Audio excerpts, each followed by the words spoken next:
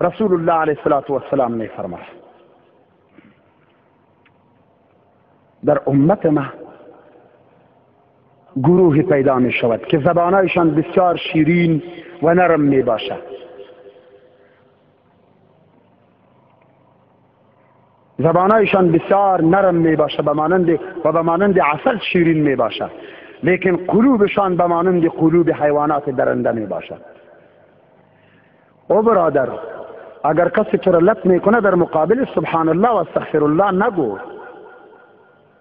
بیا بستری تبان در چله نرو، یک امریکایی را بکش. او پیسه‌ای که در او را مصرف میکنی یک معلم حقیقی را برای خود بگی، تفسیر قرآن یاد بگی.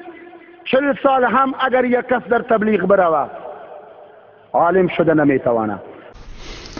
این قسمت هم از سخنرانی مفتی صاحب شنیدیم. این بزرگوار در این قسمت حدیثی را از رسول خدا صلی الله علیه و سلم بیان میکنن که در امت من، نبی علیه السلام فرمودن که در امت من گروهی پیدا میشن که زبانی شیرین چون عسل و نعوذ بالله قلبهایی به مانند قلبان گرگ ها دارن. بنده این حدیث را میخوانم و این حدیث هیچ ارتباطی نه ظاهرا نه باطنا با جماعت تبلیغ داره. این حدیث مشکات شریف است، در باب التوکل و الصبر آمده. قال رسول الله صلی الله علیه و سلم یخرج فی آخر الزمان، فرمودن که در آخر زمان اشخاصی به وجود میان، رجال یقتلون الدنیا بالدین یلبسون للناس جلود الضأن من اللین، یعنی اشخاصی در آخر زمان به وجود میان که از راه دین دنیا را کسب میکنن، یعنی دنیا را سبب به دست آوردن متاع ناچیز این دنیا قرار میدن. خیلی نرم زبانن، السنتهم احلی من السکر، زبانشون از شکر شیرین تره. و قلوبهم قلوب الذئاب، اما قلبهاشان قلب گرگ هاست، یعنی باطنا 100% خراب اما ظاهرا خیلی خود را صوفی و عالم و خلاصه خوب نشان میدن. حالا صحبت اینجاست، در حدیث اوصاف آمده، یقتلون الدنیا بالدین. این گروه، این جماعت، این اشخاص کسانی هستند که به وسیله دین دنیا را کسب میکنند. خب بفرمایید جماعت تبلیغ در کجا آمده دست درازی برای دیگران کرده؟ در کجا آمدن سر پولدارها و میلیونرها و کارخانه‌دارها آمدن که شما بفرما از مال خودتون برای دین خرج بکنین؟ در اصول جماعت تبلیغ ما همچین چیز نداریم، بلکه هر کسی که میره از جیب خودش خرج میکنه. حتی قرض گرفتن را هم زیاد مناسب نمیدانند. در اصول جماعت تبلیغ چنین چیزی بنیاد است. بله، قرض اجازه دادن علما، همینطور که انسان امروز برای رفتن امور دنبال رفتن کارهای دنیوی انسان قرض میگیره. اشرفی تانیی رحمت الله فرمودن که برای رفتن به راه دین هم قرض گرفتن ایراد نداره، اما در اصل بنیاد همین هستش که کسی زحمت بکشه، پول در بیاره و با پول خودش، با مال جان خودش چکار بکنه؟ در راه خدا خروج بکنه. و این جماعتی که دارن از جیب خودشون خرج میکنن و باعث هدایت خیلی از کفار شدن و خیلی از انسان ها شدن و خیلی از مسلمان ها شدن، آمدن و چنین اوصافی را حمله بر جماعت تبلیغ کردن، این حقیقت خیانت به احادیث رسول خدا صلی الله علیه و سلم است. آیا هر کسی یا هر جماعتی یا هر گروهی که به مذاق ما خوش نیاد، طبق تحقیق ناقص علمی ما کار اینا را ما مخالف قرآن و سنت میدانیم، آیا باید این احادیث را بر گردن چنین بزرگوارانی ما باید حمل بکنیم؟ نعوذ بالله. این بسیار بسیار اشتباه بزرگی است. اینجا بنده مناسب میدانم یک هشداری بدم به اون اشخاصی که با جماعت تبلیغ دشمنی میکنن. ما در همین محلی که داریم زندگی میکنیم، در همین منطقه‌ای که ما داریم زندگی میکنیم، ما با چشمان خودمون داریم میبینیم اون اشخاص و اون گروه و اون خانواده و کسانی که با جماعت تبلیغ طرفن، اینا عذابهای مختلف بر سر همین میاد. ما به چشم خودمون داریم میبینیم کسانی که با اینا طرفن، حقیقت با خدا طرفن. شبی میشه، نصف شبی میشه، بلند میشن دعا میکنن یا الله اگر فلانی لایق هدایت است هدایت بکن یا الله، اگر لایق هدایت نیست یا الله این شخص داره جلوی جماعت را میگیره. ما میخوایم کار کنیم، یا الله اگه لایق هدایت نیست این در سر ما رفت کن، بردار این را. ما با چشمان خودمون دیدیم که چطور الله متعال اینا را در مصیبت های مختلف مبتلا کرده. در دنبال این قسمت مفتی صاحب مدعیان که به جای رفتن به جماعت تبلیغ شما برو یک آمریکایی را بکش، یک معلم حقیقی را بگیر یا تفسیر یاد بگیر. بعدم در آخر چنین ادعا کردن که یک سالم به تبلیغ بریم مولا نمیشی. قبلا هم گفتیم که رفتن به جماعت تبلیغ برای چی است؟ آیا برای مولا شدنه؟ نه، اینو مولا را هم میبرن اونجا، آخوند هم میبرن اونجا، مولوی را هم میبرن اونجا، رئیس جمهور از کشورهای دیگه میان اینجا. وقتی که شما اگر رایبند رفته باشید اونجا کم از کم 18,000 نفر در یک جماعت وجود داره، در یک محله، در یک مکان و به 70 زبان داره ترجمه میشه. همین فقط یک نفر حرف میزنه و جماعت های مختلف از جاهای مختلف دنیا آمدن و یک گروه از این همین لال ها هست، همین لال هایی که ما نمیتونیم حرفمون رو با اونا بفهمونیم. اونا همونجا اونا رو چنان تربیت میکنن و از اینا مبلغ دین درست میکنن و به طرف مسلمان ها و حتی به طرف کفار همین لال ها را میفرستن که شما برین اسلام را تبلیغ بکنیم. پس مقصد از رفتن به جماعت تبلیغ مولا شدن نیست، بلکه برای یاد گرفتن کار دعوت تبلیغ هست. چنانکه این کتاب فضائل اعمال هست، نوشته مولانا محمد زکریا محدث. این بزرگوار در صفحه 770 خود همین کتاب فضائل اعمال فرمودن جا مشکل بزرگی را که برای مسلمان ها پیش آمده این را پیش میکنن و علاج اون را هم میگن که چرا این کار جماعت تبلیغ باید نصرت بشه و چرا این کار باید بشه. میفرمایند که از مطالب گذشته واضح و روشن شد که اصل مرض ما، مرض امت چی است؟ بی علمیه چیه؟ مشکل چیه؟ آیا ما مال کم داریم؟ عزت و آبرو کم داریم؟ مشکل کجاست؟ میفرمایند که واضح و روشن شد که اصل مرض ما ضعیف شدن روح اسلامی و حقیقت ایمانی ماست.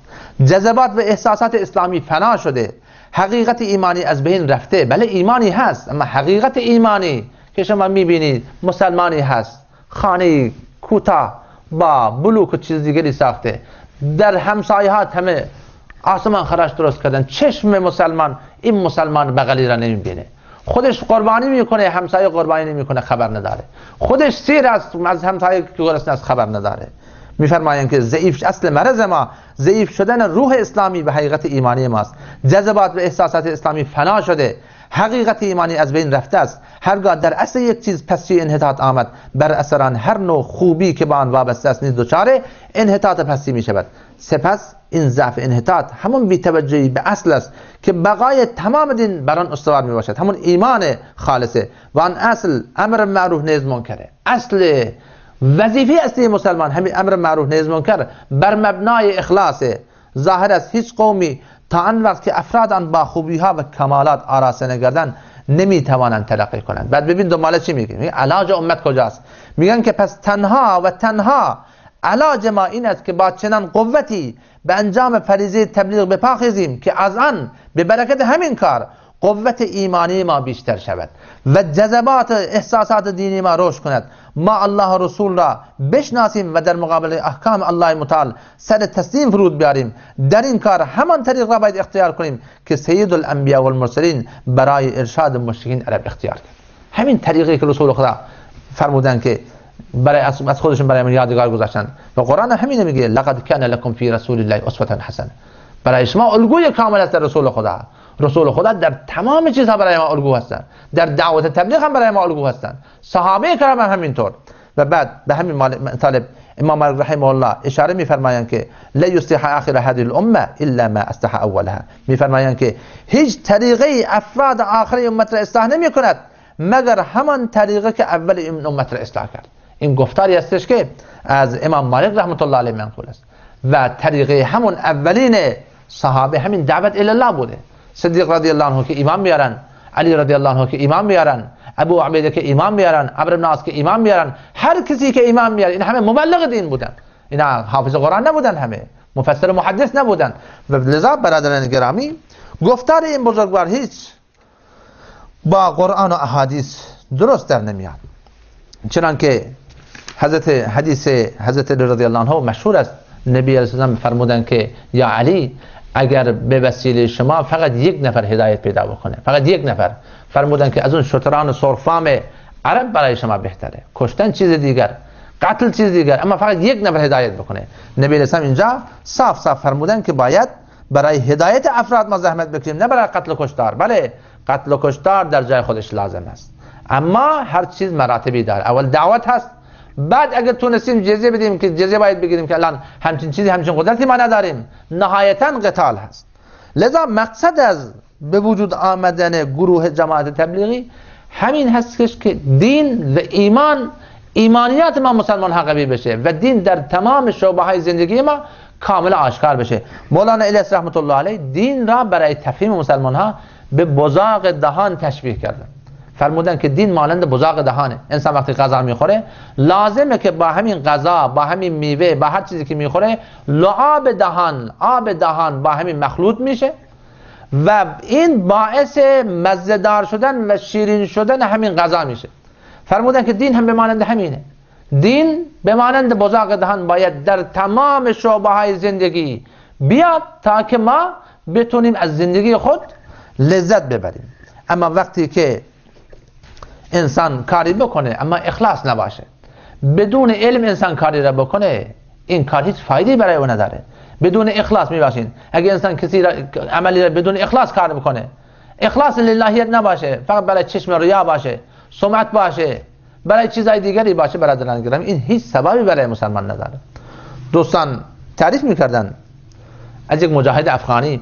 این مجاهد افغانی خدا حفظش کنه، امریکایی را گرفته بودن، اسیر گرفته بودن، شروع کردن به زدنش که یالله بگو لا اله الا الله، بگو لا اله الا الله.